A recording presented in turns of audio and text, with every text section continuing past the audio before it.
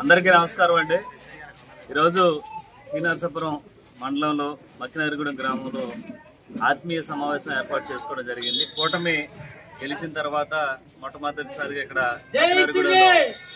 మక్కినరిగూడెంలో ఇక్కడ ఉన్నటువంటి మండలంలో ఉన్నటువంటి టీడీపీ నాయకులు, జనసేన నాయకులు, బీజేపీ నాయకులతో ఇక్కడ నాయకులైనటువంటి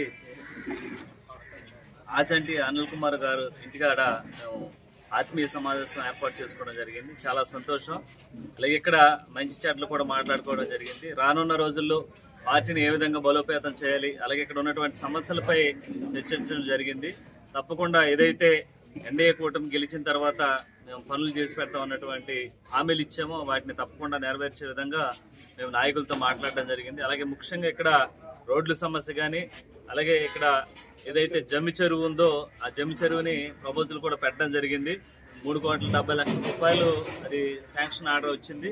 దానికి సంబంధించి నిమ్మల రామనాయుడు గారు కూడా మేము మన పార్టీ తరఫున ఇవ్వడం జరిగింది। తప్పకుండా 10-15 రోజుల్లో అమౌంట్ కూడా శాంక్షన్ చేపించి తప్పకుండా ఈ జమ్మి చెరువుకు సంబంధించి రైతులందరూ కూడా నీరు అందించే విధంగా మేము చర్యలు చేపడతాం।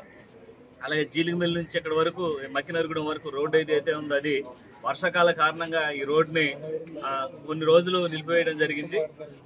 వెంటనే ఏదైతే వర్షాకాలం తగ్గిన వెంటనే ఆర్ఎంబీకి సంబంధించినటువంటి రోడ్డు తార్ రోడ్డును వెంటనే పూర్తి చేసి ఇక్కడ ఉన్నటువంటి సమస్యను తీర్చే విధంగా మేము ముందుకు తీసుకువెళ్తాం।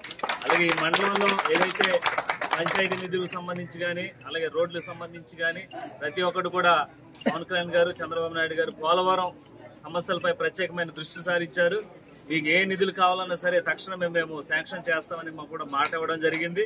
తప్పకుండా పోలవరం నియోజకవర్గం ఎన్నడూ లేని విధంగా అభివృద్ధి పదంలోకి ఎన్డీఏ కూటమి నాయకులందరూ కూడా తీసుకువెళ్తున్నారు కనుక మమ్మల్ని ఆశీర్వదించినటువంటి పోలవరం నియోజకవర్గంలో ఉన్నటువంటి ఈ నరసాపురం మండల కార్యకర్తలకు, నాయకులకు, ప్రజలకు ప్రతి ఒక్కరు కూడా హృదయపూర్వక నమస్కారాలు తెలియజేస్తూ సెలవు తీసుకుంటున్నాను।